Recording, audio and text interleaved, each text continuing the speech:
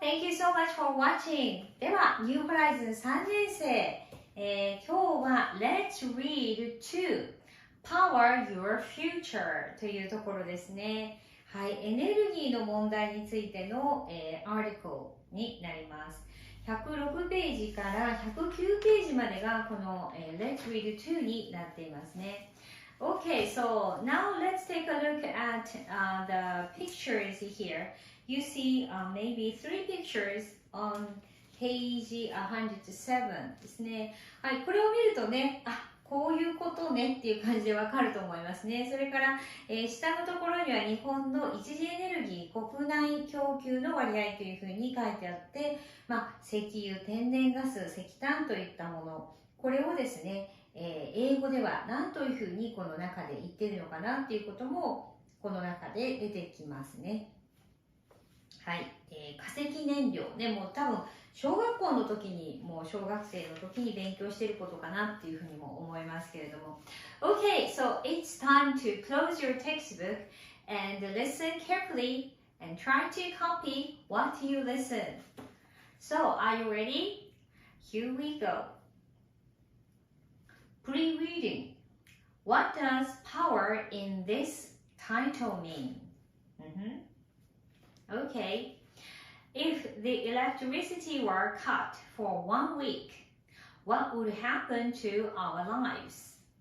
The lights would be off. Trains would stop. We could not charge our smartphones. We depend on electricity to power most of our daily activities. How can we make the electricity we need for our future? Japan uses a lot of oil, coal, and natural gas to make electricity. These resources are called fossil fuels. Fossil fuels have some good points. They are relatively cheap, and they can be used for many things. However, scientists say that we may run out of fossil fuels in 100 years. There are other problems too. Fossil fuels release carbon dioxide and other dangerous chemicals. They increase global warming and damage our health. Japan also makes electricity from nuclear power. Nuclear power produces a large amount of energy without releasing carbon dioxide. However, it is difficult to control radiation and handle nuclear waste safely all the time. Now, many countries are using sunshine, wind, steam, rivers, and even ocean waves to make electricity. These are examples of renewable energy. Japan has many rivers, and their power is used to produce electricity. Their water is renewable and does not release dangerous chemicals. However, we need dams to use water power, and these dams can damage the environment.